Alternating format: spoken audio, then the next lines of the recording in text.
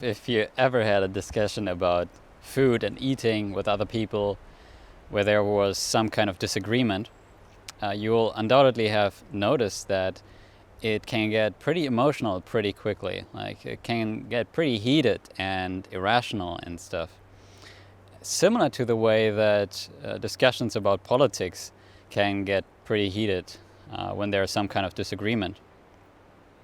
Now, I think it's quite important to recognize this link between food and eating and emotionality.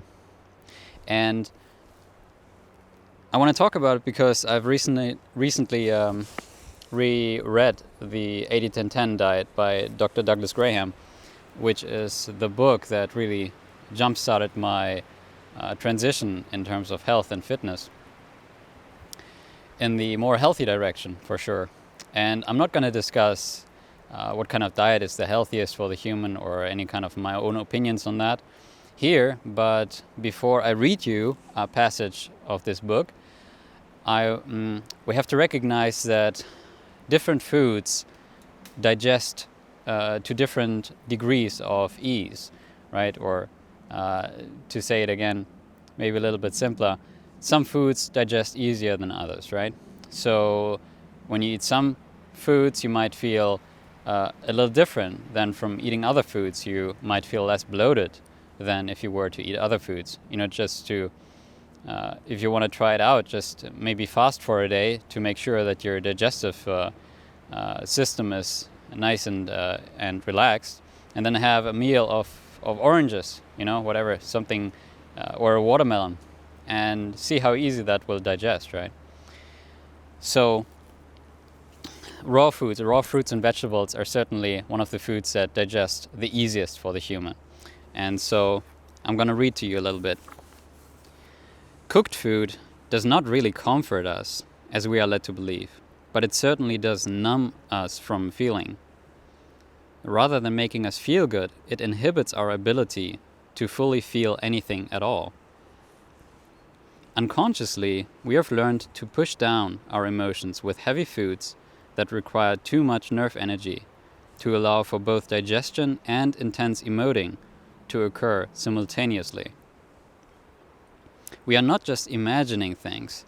This process of numbing out is very real in a physiological sense.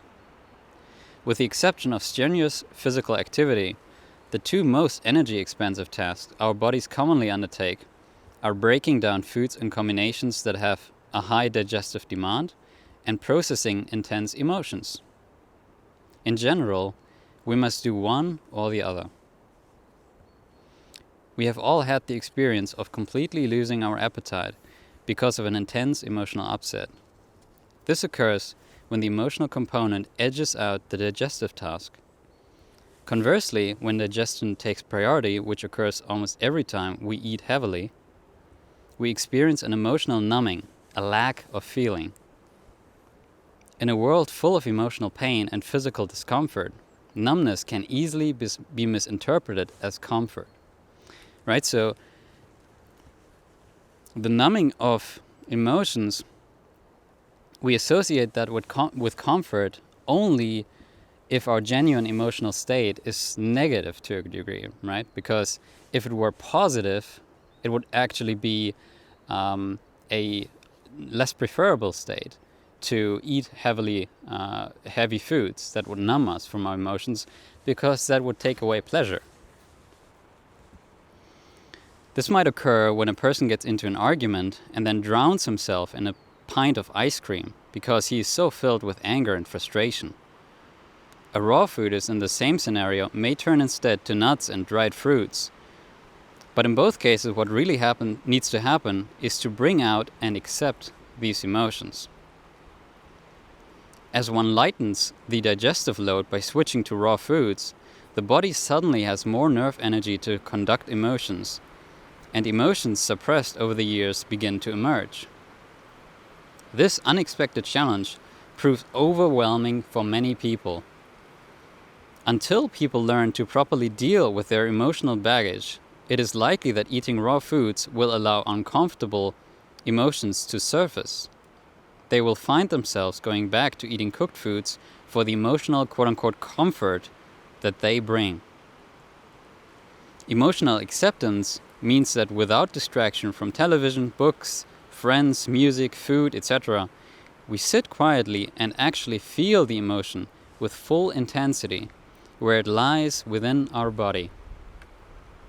When instead we try to hide or distract ourselves from painful thoughts and feelings, we only suppress them more deeply, to be felt generally with greater intensity at a later date.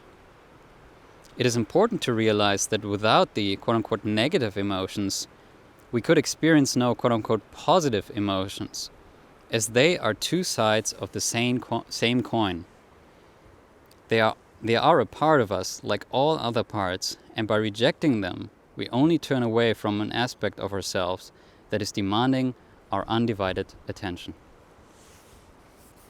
So I think those are pretty wise words, and it's why I think that transitioning to a healthier diet that really is easy on the body and allows the body to be more present in the moment is a task that is generally not going to be particularly successful unless you are also decently successful in the realm of emotionality.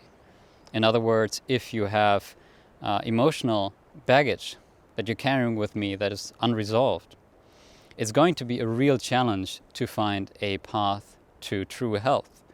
Because true health means that the body is working as intended. And that means that we feel our emotions, because our emotions are just like touch or hearing or the visual sense, are a way of our body to speak to us, to give us feedback. And it's an unfortunate truth that a lot of people are carrying emotional baggage that they suppress, and in many cases have suppressed for many years. And so the path to health, especially in terms of eating and food, is a path that is inextricably linked to the path of emotional healing.